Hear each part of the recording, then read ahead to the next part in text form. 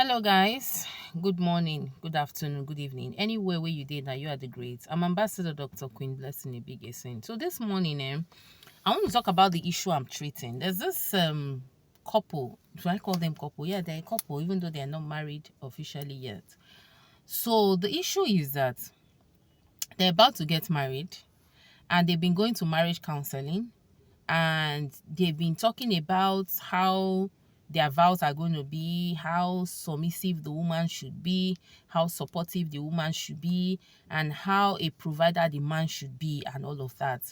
So the man does not have issues of being a provider. He has a very good job.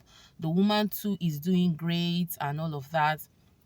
Now the issue is that the lady is saying that when they are about to take their vows, that the pastor must take note that she's not going to do for richer for poorer. She's going to do only for richer.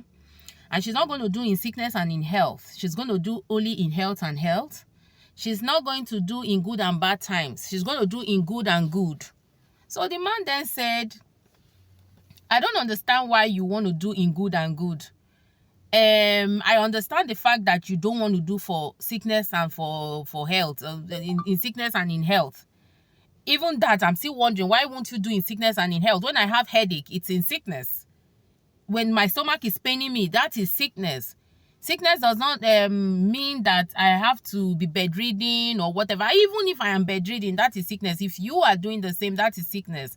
It means we have to stand with each other no matter the circumstances. If you're saying you don't want to do for richer, for poorer, you want to do for richer, God forbid I lose my job. Because it's not my company. I'm working with someone. Supposing they liquidate and they said, okay, the company has folded, everybody should go their separate ways.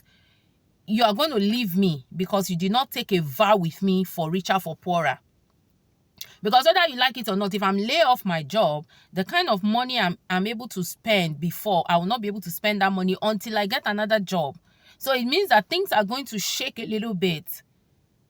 So that's the issue now. And so the guy contacted me and said, look, this is the issue he's having.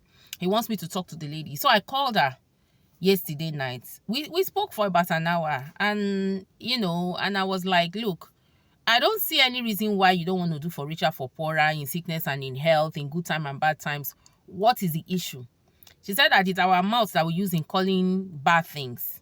And because her faith is that of a positive person, she believes that saying I am broke makes you broke. Just saying I beg right now, I'm rich at the moment. Those are the kind of things she does. And I said, even I am a very positive person. I don't like telling people I'm broke. I'll tell you I'm rich at the moment or blah, blah, blah, like that. But you see, this is marriage. Taking those vows does not mean they will happen. It only assures your partner that you're willing to stick it out with them, even if you end up not doing that. But that there's that initial assurance that you made me a promise. And if you are somebody that has integrity, your word should be able to, people should be able to take your word to the bank. It means that if you make promises, you should be able to keep them. That's if you're somebody that has integrity. A lot of people just make promises because for the fun of it. It falls into the ground, falls on the ground, and that's it. But there are people that when they make you a promise, trust me, they will keep it. I, for instance, using myself as an example, if I tell you I will do something, I do it. Go and ask people that know me very well. They can testify. If I don't want to do something or if I cannot do something, I tell you straight up, I cannot do it. So you don't hold me to it, because I believe that a person's character is also measured in the way that they do things, including the kind of promises they make and whether they keep them.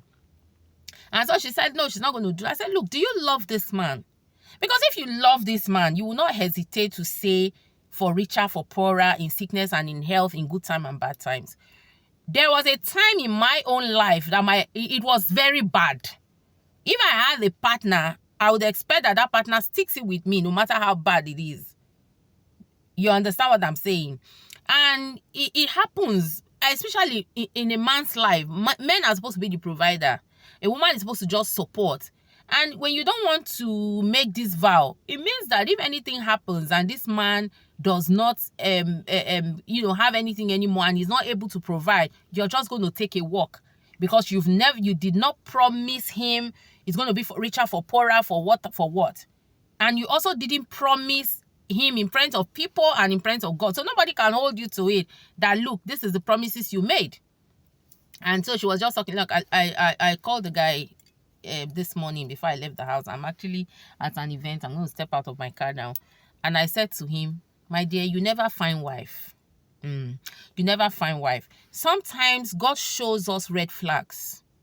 It shows us, we see it, but we think that this person is going to change, or we think that this person loves us, or we think that we're going to cope, or we think that the love we have is enough for both of us. No. The love you have for me is not enough for both of us. I must be able to bring in my own love to give the love you have for me a shock absorber. What it then means is that if I love you so much, even maybe not as much as you love me, but the fact that I love you, I'll make an effort to keep that relationship. I'll make an effort to make sure that you are okay. You are fine. I am fine. I will protect your heart as much as you are protecting mine. That is when love is reciprocated. But when you go into a relationship believing that, oh, your love is big enough, and then maybe the person will fall in love inside the relationship, you see, that's why marriages fail. Even marriages that people went in with complete love, solid love, it failed. Some of them have failed. Not to talk of the one that the person has shown you that she is coming for only the money. Even though she has her money, she doesn't sound like somebody that can give you a kobo, that can even buy boxers for you or buy you singlets. Her money is her money. Your own is our money. That's the kind of that's the way she cut across to me when I spoke to her. And I'm telling you now, my dear, you never find wife. I think that now that God has shown you the kind of person you want to marry, you should be thanking your stars that you have not gotten to that level of marriage yet. You people are still in counseling. You can call it off now. And then God will give you that wife that will take those vows with you. Yes, I know that some churches don't take those vows anymore. Too bad. That's their cup of tea. I mean, if a church is saying don't take the vows, the pastor is saying don't take those vows, that is different. This girl is protesting, I won't take these vows because the church still take those vows. But she is saying I will not take them. And I mean, why will you? Then tomorrow, if you go broke and she decides to leave you, you have no case. Because she never promised you for poorer. She said for richer, for richer. And if you are sick and bedridden in the hospital, she decides to abandon you, you have no case. Because she never said in sickness. She said in health and health. Do you get the point? So for me, that's the advice I gave him. Also, begin the run right now. Ere, you know they call ere? Make you begin to borrow leg. If your legs are not enough to run, borrow from somebody, join your own and take off. It is bad as it is. Marriages are breaking every day as it is. Marriages with love. You wonder what is going on. Then you want to now go into a marriage that the person has already shown you that she cannot stay when things are bad. She's coming for the Benjamins only. So for me, there's nothing anybody wants to tell me. If that man was my brother, I will never allow him marry that girl. If that man was my son, nowhere in hell will I allow him marry that girl. As a matter of fact, even if that man was my enemy, I will still advise him not to marry the girl.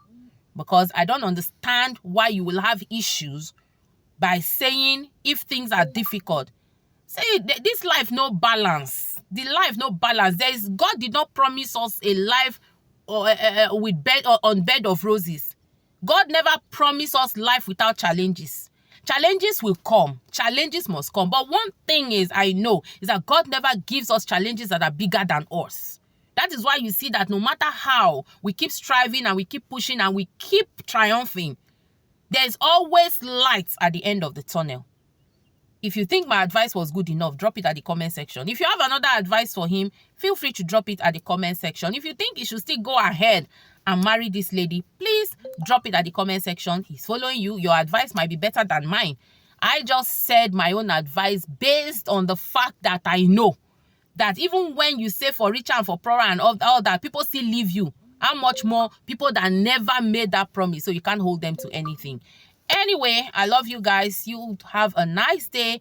And don't forget, after watching this video, always share the videos you watch so that other people can participate. I make these videos with a lot of effort. And I like it when people, kind of watch and participate in it. I love you guys.